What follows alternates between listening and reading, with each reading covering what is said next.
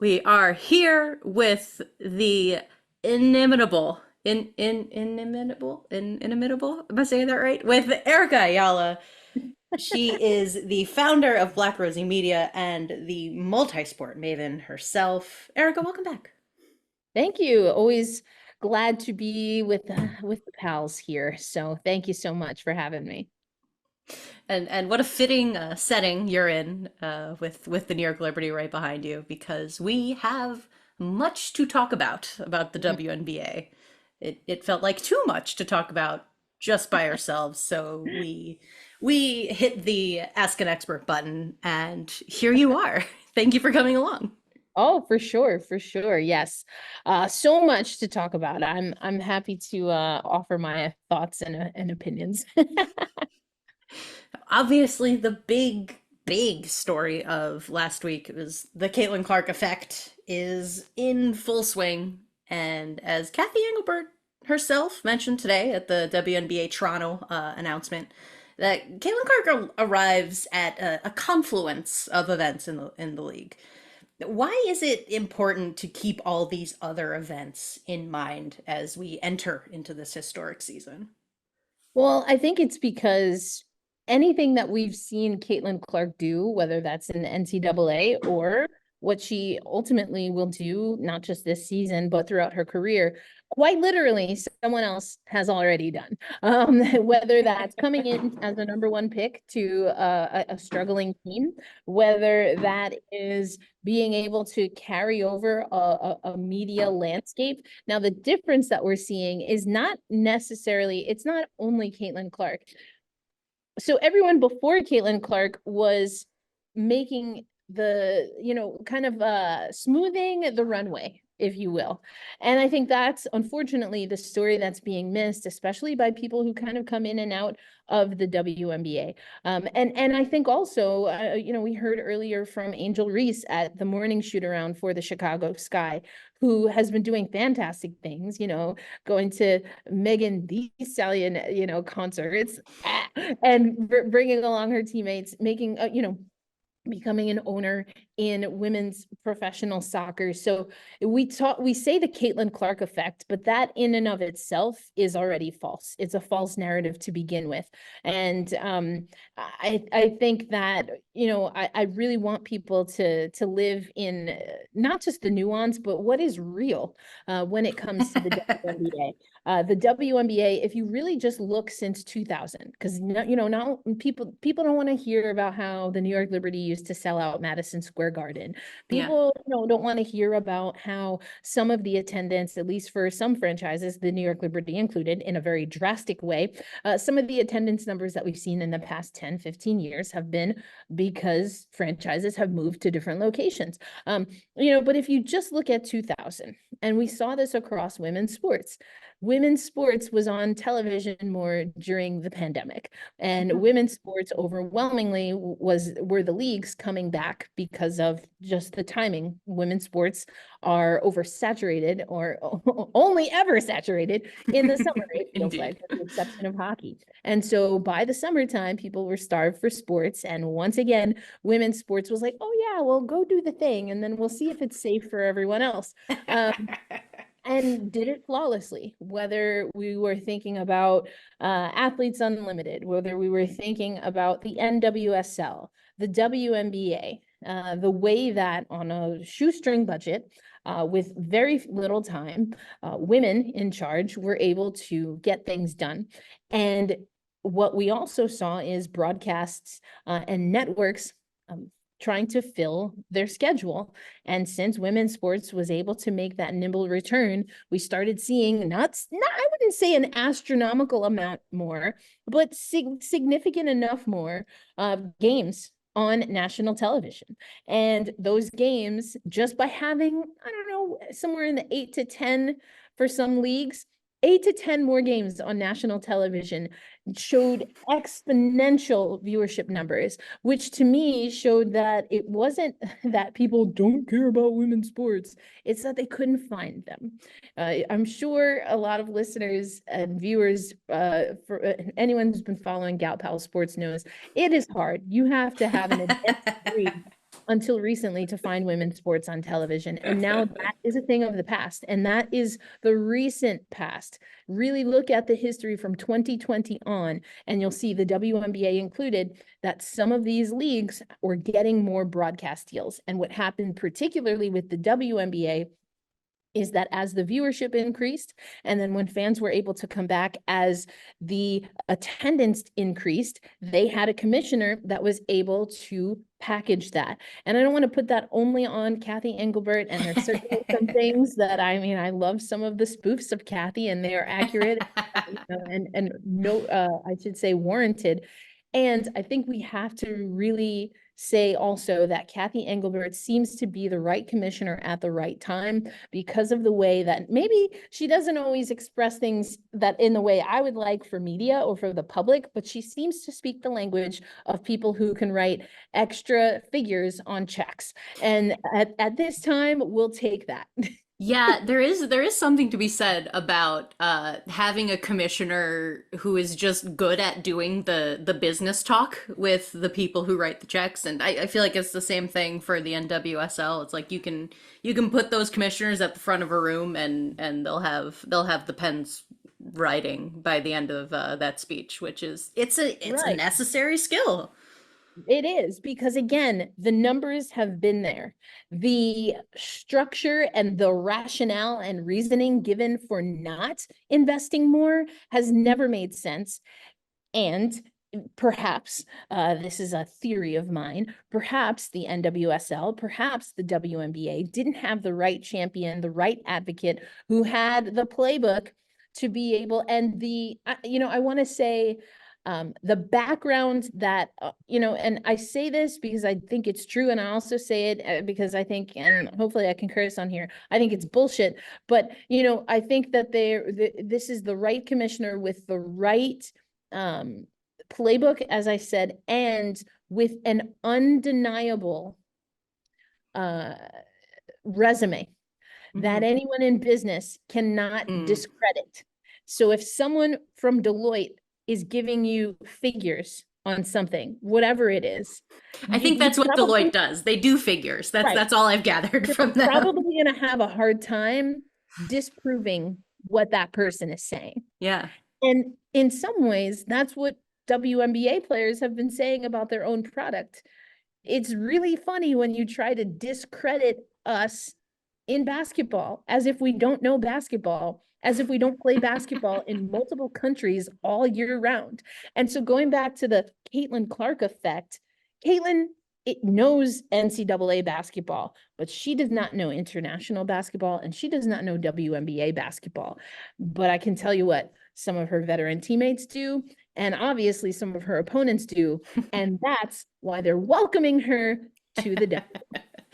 Yeah, that brings up an interesting point, because there are a lot of new eyes coming to the league. As you know, we've had that same thing that's been happening here in the WNBA has been happening in college basketball. The Sedona Prince video going viral Mhm. was the springboard we never could have imagined, but was perfect for the moment. But it's Right. brought record viewership, record sales, record engagement, but there is kind of this dark side coming out. That is, I mean, what's bugged me as someone who's been watching the WNBA for like not even that long. I've only been watching for a few years, like in a committed way. Um, but there's all these new folks now who think that they are vital and responsible for the success of the WNBA right now.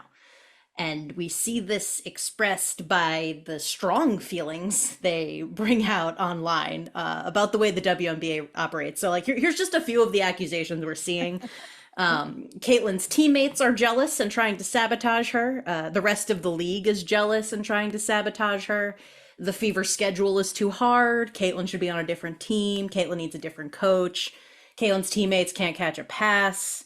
Aaliyah Boston, who was just been bullied off the internet, is jealous, can't run, is out of shape, and a lot of other mean and racist and terrible things. There's just this like infantilization of Caitlin Clark that comes out of it, and I am trying to rack my brain on this as someone who tries to be like rational and try to see the other side of things, but I, as someone who's a sports fan, like, why should the journey be made easier for Caitlin Clark? She's a baller. Does she even want that? I don't think so. Why are we doing this? I think there's something, I even want to step outside of just Caitlin Clark for a moment Sure. here, because I don't watch the football very often, but it saturates, everything. Mhm. And so I know enough to know that it feels like, and perhaps I have to start there, but it feels like there are conversations pre-draft, pre-combine that happen about the top players, Oh, especially at the certainly. quarterback level, right? And they are the best thing since sliced bread, right? Every To year. ever grace the face of the earth. Every year, I feel like we have these or I mean, I don't, but people You have can't those avoid it. people have those conversations, right? To the point where, right? I think it was this year, Washington, right? Penix Jr.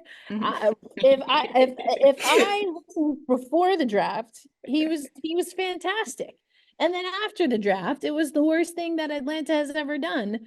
You know, so there's a little bit of that. Mhm. And what is that? I'm talking about the media circuit and Right. cycle. And so I think what's unique is that the media cycle that has been perpetuated in on the men's side is now trying to use that same formula in women's basketball, specifically with Caitlin Clark. Mhm. And people who have been, not just twiddling our thumbs, waiting for mainstream men's media. So you add an extra M in there. We have not been waiting for them. I'll speak for myself. I have not been waiting for these people to step in and have their opinions. I have not been waiting for them to apply that ridiculous NFL formula, to the WNBA. Apparently they have been, though. They needed the one player that they felt they could use that same very antiquated, very nonsensical. Couldn't wait. I mean, that doesn't make any sense. It's like literally it's not weeks or days on the men's side. They have months of this circuit, whereas we get 2 weeks. You're the best thing ever, and then you're terrible, and we should accommodate you and make everything easier so that you can be the best thing ever again, because there's no way that you can go from being the best at college to being not the best at pro. Like that's impossible. It's almost like you're playing against people that are 15 plus years older than you, and you're just supposed to be amazing. And if you're not, it's not your fault, it's everybody else's fault. And that's the And thing. yeah, Is she it was anyone's warned. fault? Is it even anyone's quote unquote fault? I will say about the schedule, it's a tough It's schedule. brutal. It's Yeah. absolutely brutal. And we can have that conversation. We Yeah. can absolutely have that conversation. It is a brutal schedule. They've played Connecticut and New York twice already, and we'll have Las Vegas. One thing that Christy Sides, that's the head coach of the Indiana Fever. Probably not for your audience, but just in case this clip makes it elsewhere. That the head coach of the Indiana Fever talked about, I think it was 7 games in 12 days, and It's a how there's lot. time to practice. And this team has only known each other for a month. Was it the interview with Holly Rowe on SportsCenter, which is it was like 30 days or something they've had together? How are you supposed to be a Again, cohesive team? so that's real, and that's that's been the WNBA formula. Hmm. Now we can say that it's a bad formula, but it's Absolutely. interesting that even though that's been the formula, we haven't had this same, well, it's so and so's fault. I'll even go to Kelsey Plum and Sabrina Ionescu. If we just go to the quote unquote white savior complex, Mm-hmm. those were the most recent two players that were really supposed to come out of the gate and crush it, right? All the success that they met, or I mean, I host a podcast for New York Liberty fans, but if we're being honest, Chelsea Plum and Sabrina Ionescu, they did not have the same success that Stewie, the one that came before, or okay, but maybe we can throw Caitlin in there.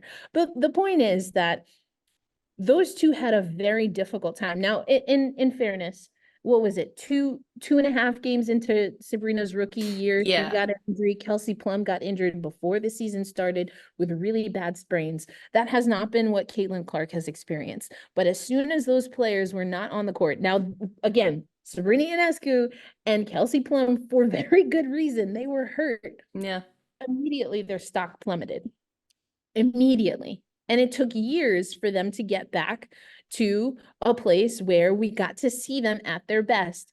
And what that resulted in is both of their teams competing in last year's WNBA finals. But that was years. That Is took it, years. and well, I wonder now because it's just like, is this just one of those things where we can't have grace for women trying to make No, themselves better? no, we can't. But we knew that. We knew that. It's just it's exacerbated into one player, and it's like they're not giving women grace while also making excuse for women and also telling women that we have to be kinder to one another. But then if they say what women are saying and then worse, they're just making a good sports argument. Well, because You like know, what I don't understand that's been happening in so many forms of men with microphones is folks being like, oh, man, you guys got to stop hating, and it's just like we're just talking about normal sports things. normal sports We're things. Yeah. just saying that Caitlin Clark played in college on a team where she really didn't have to play defense, and that's something that you have to adjust to in the Yeah. WNBA. Diana Taurasi told the world that she was gonna have to adjust, and people came for her throat. Which is, first of all, as if DT cares. Yeah, she Like, she she go does speak not to care. one of the go speak to one of the doors in her wake. She does not care. She does not care. That's point number one. Also, LOL at the tweets and headlines where DT she backstabbed, she backpedaled. Never, She never. couldn't point to it on a map. There is no backpedaling No, in it her would lifestyle. never. If anything, she would double, triple, quadruple down. There's no way she's retracting that. And not to mention that it's real. It's true. It's happening right before our eyes, and we are calling it anything else other than, oh, she's adjusting. And you know what? Let's let's save some grace for the men folk, or I should say the folk that watch the men folk play sports. Mm-hmm. Um, because they have to deal with this on a day-to-day basis. You're from 1 minute to the next, from one play to the next. XYZ player is the greatest thing to ever hit the planet Earth, or the absolute devil. There's never any in between. Like, There's no nuance. fellas, don't you want another way? It's just it's more, if in my opinion, it's more of an indictment on what we've gotten quote unquote used to in sports talk radio or sports Mm-hmm. media than anything based in actual fact. So, and then when people who follow the WNBA, whether fans or reporters, say, listen, you made a comment, it's not really rooted in any facts. Here are some facts, though, perhaps that can illuminate your opinion, question mark, then we're being haters. You're going to clap back at Chinea Gumake, who is putting out actual facts and numbers and figures, and also happens to have her own ESPN show. Yeah, you're gonna come at the one of the big three. Get out of here. Yeah, like what are we doing? You're gonna clap Yeah. back at Brianna Stewart, who won 4 NCAA titles, was for 4 years consecutive most outstanding player in the WNBA. Oh, right, and then went #1 overall, so to a lottery team, was an all-star that year, played in the Olympics that year, helped Team USA win a gold medal, and you want to say, who is she? Say that Caitlin Clark is going to struggle. I mean, just because Brianna Stewart apparently didn't struggle a day in her life until arguably last year, when, oh, I don't know, she had a young child and one on the way during the finals. That's the first time we saw Stewie sweat in her basketball career. It's for some people, it just takes more. I mean, but who is Stewie to speak? Who is Stewie Yeah. to how could you possibly know? It's really ridiculous. And again, I feel for the folks that listen to that kind of vitriol on a regular basis, just like baseless takes that are more about shock value than actual fact, and then have the audacity to come into an arena that they have done no work to learn and bring that same again formula and then wonder why people give them the thumbs down boo. They can't believe it.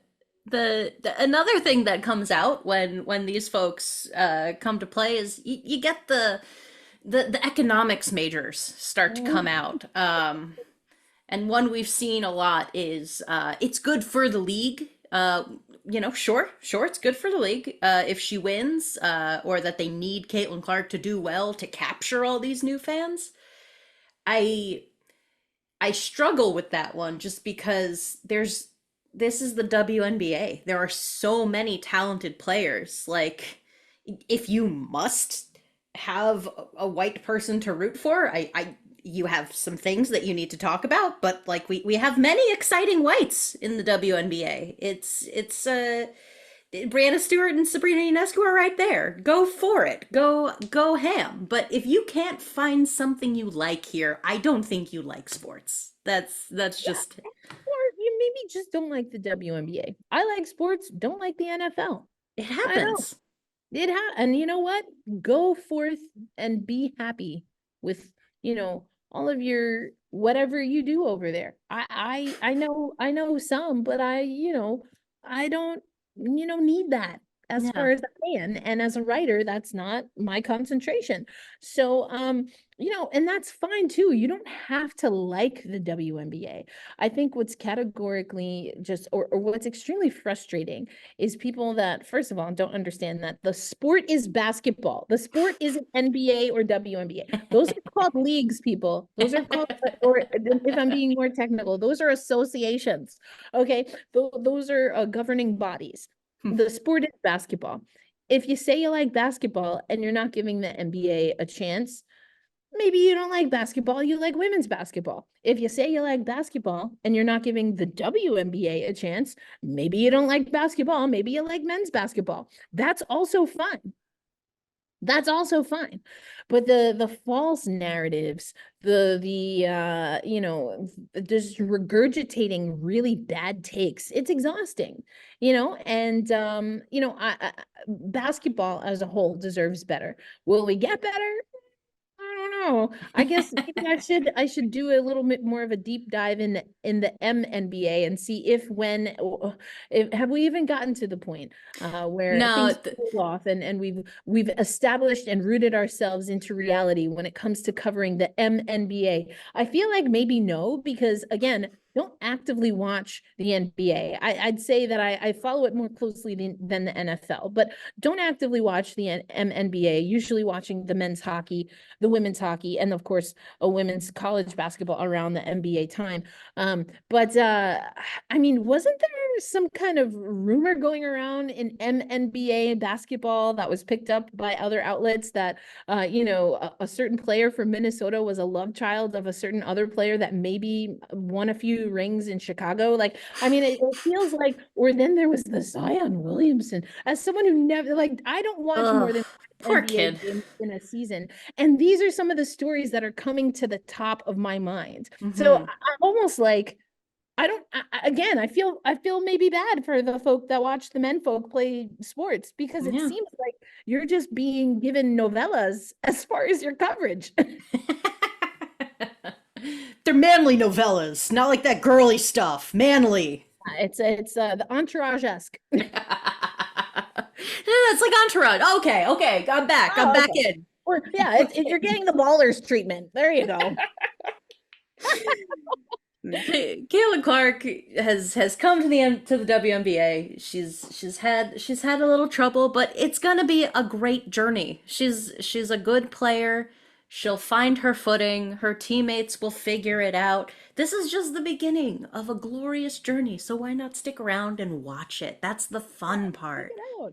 And I mean, that's not to say that she's without scrutiny, because again, if we want to, one of the terms that you used, I believe, was, the infantilization, right? We're kind Hmm. of coddling Caitlin Clark. Another part of it is that there are things in Indiana, and arguably, head coach of the Indiana Fever, Christy Sides, needs to do better. Yeah. This is a team where coming into the season, the storylines that they were being asked about from beat reporters, the storylines that they were comfortable sharing was how many games of their losses that were, within single digits. They were losing games and keeping them close. And we're Mm. starting to see them get better at that as this season goes on.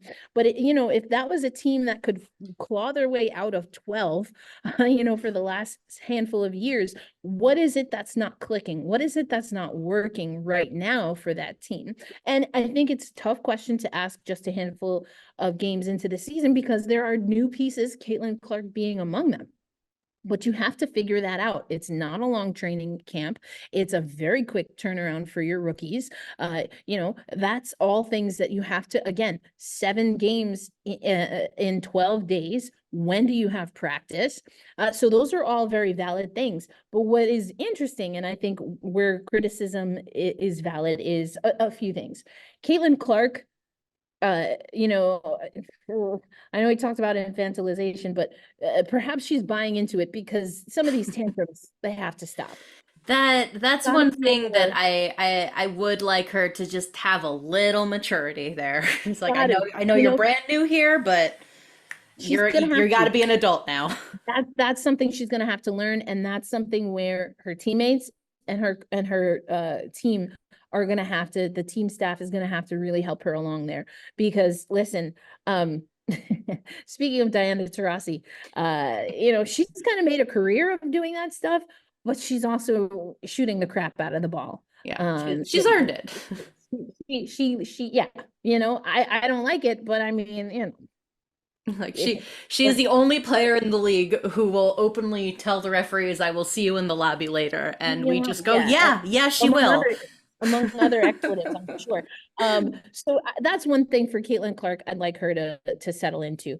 I do think that there needs to be a little, and I don't know, I think you can say maybe some of this is Boston and Clark having to work together.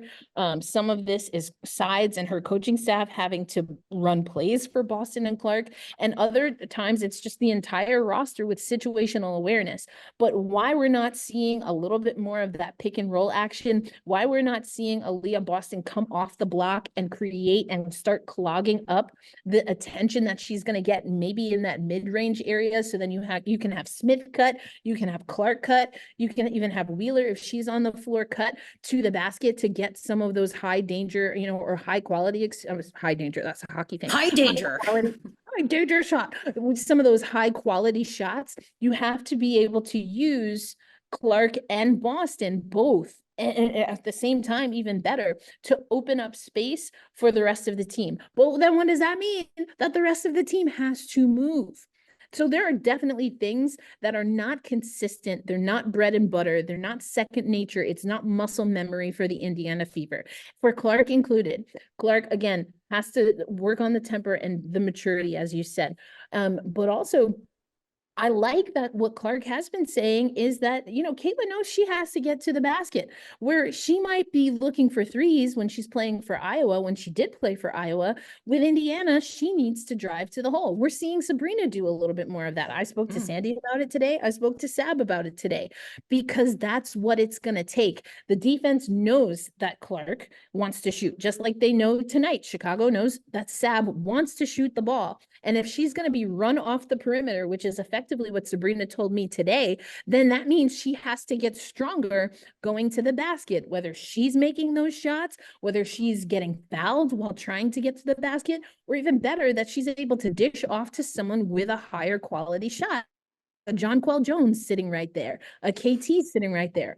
Pop it into the corner for Vandersloot, Benijah Laney. These are the things that also Indiana is going to have to figure out. And I think that, again, small sample size, but the quicker they do that, the more success they'll meet. And we've already seen, I mean, look at that game they played against Connecticut, who whomped on them, and they figured it out. Did they still lose the game? Yes. But what did it come down to? Maybe some lack of maturity and decision making, and being able to execute and knock down shots in high pressure situations. Those are things you can learn.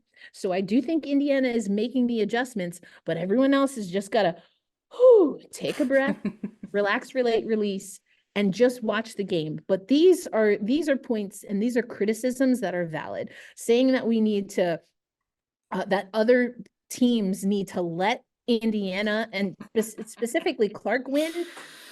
No, miss me with No. that. No, that's not how sports work. But speaking of the New York Liberty, they are off to a wonderful start this season. Could they be making a run back to the finals this year? It's definitely early to say. I think that they feel good about where they're at.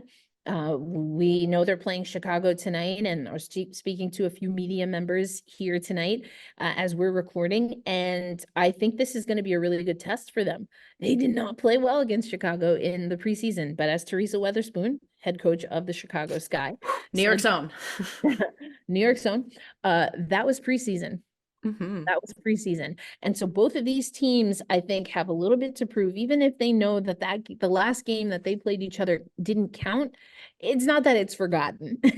And I think, we talked just a minute about Sabrina and also Caitlin Clark being run off the perimeter. I do think that's what Chicago's going to want to do to the New York Liberty. So the test for them is, have they done enough in the offseason? Has Sandy Brondello done enough with the limited time she's had with her team, especially her second unit, to be able to support when perhaps either the shots aren't falling or they're not getting those shots?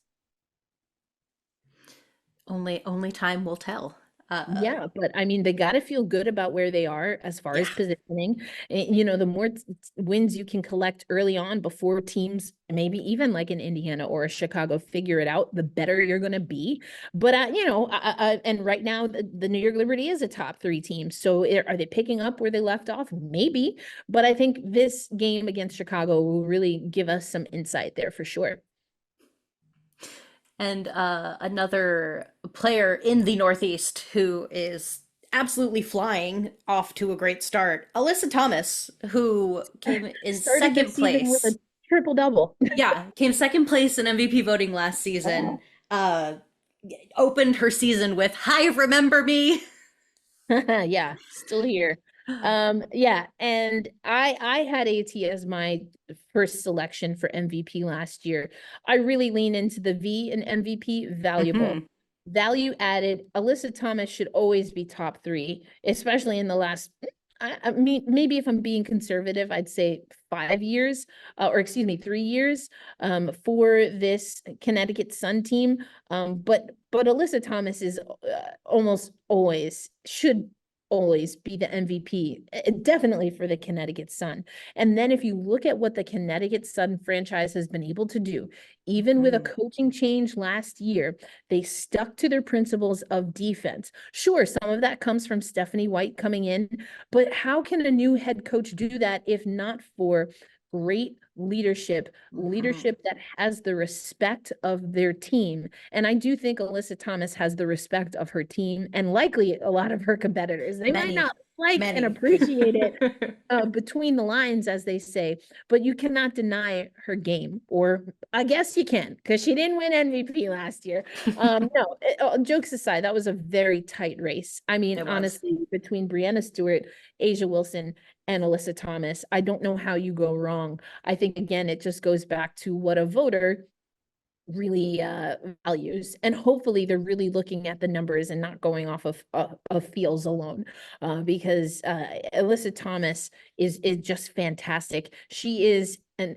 has often been called, and truly is, the engine for the Connecticut team, and she was putting up numbers she was putting up triple doubles that we literally had never seen before. And it's just wild that, and in a good way, I mean this, it's wild that that's not enough, right? Yeah. Or even Jewel Lloyd. I think Jewel Lloyd was the MVP, definitely of the Seattle Storm, and she literally was the scoring leader. Yep. So I would argue she was a pretty valuable player. It's almost like Now, this league is very good. it's almost like it's very good. I mean, and again, some people are never going to vote for a player that's on a team that is not in the playoffs for MVP. And I can understand that to an extent. But you know what? It's an individual award. It's not a team award. And so an individual's performance should take some stock in there. But I think AT's on fire. I don't know that AT would necessarily say it or say it multiple times in Yeah. the past that maybe she felt slighted or that she deserved that. But she's starting to be I don't want to say starting to be confident. I think what I'm trying to say is that she's more comfortable sharing how she thinks and how she feels about her game respective to the league. She's saying that more outwardly now. And sometimes that is the difference maker. I will be honest. The one and only Candace Parker has a defensive player of the year award. And I do feel strongly that at least some of the reason that she was able to get that defensive player of the year award is because she said she wanted to win defensive player of the year. It's just like voting in any other arena. Sometimes that does matter. Am I joking? Maybe a little bit. But the point is that AT, I guess, sees how the game within the game is played, and she's ready to do it on the court, and she's ready to be more vocal so that the Connecticut Sun are not forgotten when it comes to individual awards, or for the fact that they have been a top 5, top 3 team for multiple seasons in a row. Now they haven't gotten over the hump, and that's again valid questions that can and probably should be asked when it comes to coaching or likely the executive level.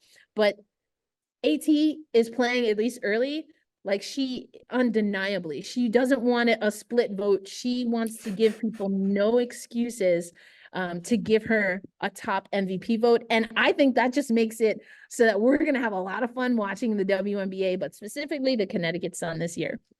It's going to be a tight race for sure all season long, and it's going to be a lot of fun to watch. Someone else who's been a lot of fun to watch so far this season, Kalia Copper, with back-to-back 35-point plus games. Not since Liz Cambage in 2018. As much as it hurts me to see her do it in a Mercury jersey, you can't help but be amazed at the effort. Yeah, I'm happy for her. I hope she loves it there, and they treat her like a queen. I mean, I did a story where I got to speak to a few executives from the Chicago Sky, and when they couldn't get a few things done with free agents, it Hmm. became clear that they were going to have to move some assets. And it's both tragic, but also a testament to her game that that was the main asset, the most valuable, if you will, asset that they could move to move them in the right direction. And it wasn't something that the team necessarily wanted to do, but that's one of those business decisions that you have to make. It sounds like there was a great conversation that Ka understood, because she had just signed an extension. Hmm. But that there was an understanding and hopefully some conversations on how to get Ka to a position to where she could continue what we had started to see her do in Chicago. And it looks like, although it would not have been maybe my first guess, but Phoenix seems to be that place. Phoenix has a very interesting roster. I think I was probably downplaying Phoenix a little bit more Well, than last year was such a weird year for Phoenix too. very strange. I mean, it's been a couple of strange years since before Sandy left. If we're talking, if we're gonna talk real about it, but I think that it's kind of similar actually to how I feel about the Chicago roster. It's just a lot Mm. of really tenacious, hardworking, passionate players on a team together, and you're like, this could be awesome or this could Hmm. be terrible, and it's a fine line. It's a fine line. And I think Phoenix, that's kind of been how the franchise played for a while, for a number of years. But under Sandy, at least they were able to get over that hump.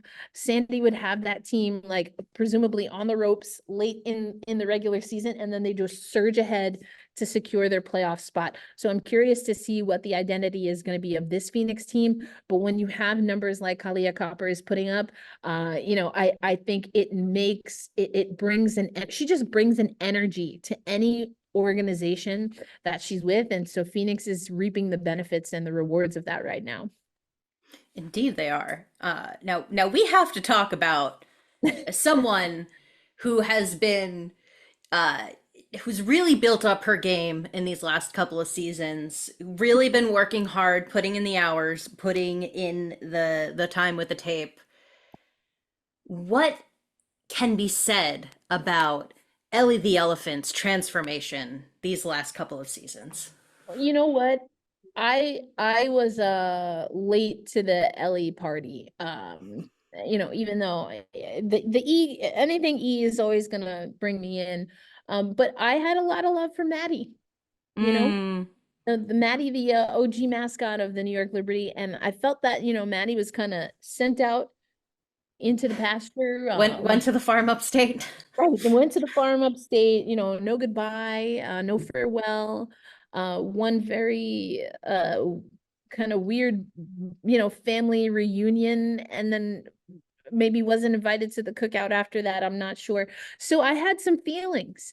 And I don't want to say that that Ellie deserved it, but I feel like some of that was placed towards can I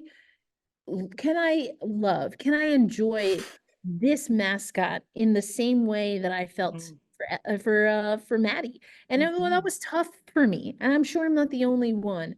That being said, when you have someone who does their signature dance to LL Cool J, when you have someone who so perfectly, I don't want to say imitates, but appreciates Lil Kim and Missy Elliott, the Mm-hmm. ponytail, the sachet, the Mm-hmm. switch, the jersey dresses. Yeah, the tunnel fits have Get been amazing. right. Tunnel fits have been amazing. The get ready with me. I mean, who do we know who their bedroom resides at half court in Barclays? I mean, that's baller status alone. I don't even know like what rent is. I mean, Ellie, I mean, I She's not just bothered. unbothered. Money ain't a thing. Mm-mm. No, but I think it has been really great to see the New York Liberty find such a fun way to incorporate so much history and culture. I know Ari Chambers did a great thread explaining some of the little elements of Ellie from the name that to the fact that it's an elephant and not a dog. And I think there's just so much history jam-packed in there. And then the performance, the presence, the stage presence is just amazing. And sometimes mascots can be a little weird. Looking Yeah. at you, Billy, just like they go beyond, quirky into creepy. But Ellie just has an entire, like you aspire to be as cool as Ellie at a New York Liberty game. I mean, this is like timeless torches level just admiration from the Mm-hmm. entire fan base.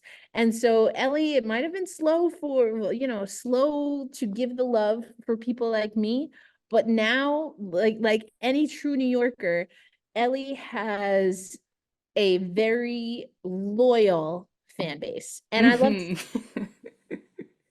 One thing about New Yorkers is they will stand up for their own. So oh, Ellie, absolutely. Ellie the Elephant will never have to worry about anything Never. ever. Never.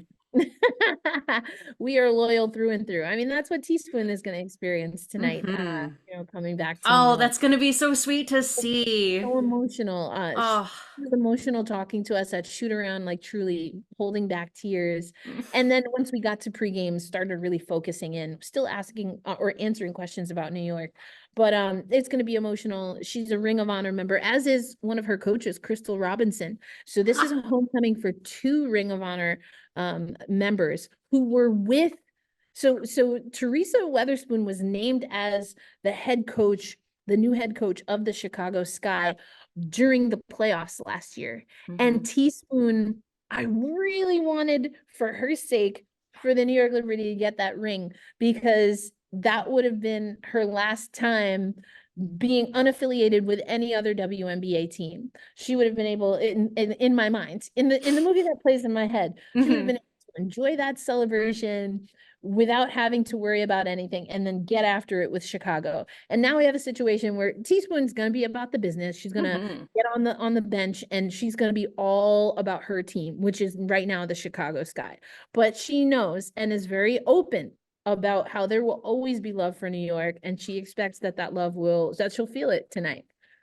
I'm excited to see it. Yeah. I really, it was something that like I had it, like I didn't even like think about it until you said they were playing this guy, and I was like, oh no, she's home.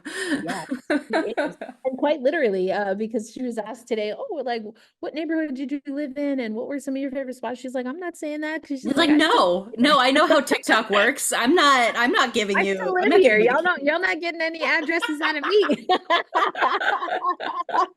good for Don't come you, rolling up on my Teaspoon. spot. She's like, I'm not new, I'm true. I'm not waiting in no line. Absolutely not. Oh man, yeah. So it's gonna be a good time. I think it's gonna be a battle. I know we talked about it from a basketball perspective, but this is gonna be a good test, multiple times over for both teams and both coaches. I mean, Sandy Brondello is a great coach in the WNBA. And we've also seen that there's always a changing of the guard, right? Cheryl Reeve Mhm. was that coach until Becky Hammond came along, or Mhm.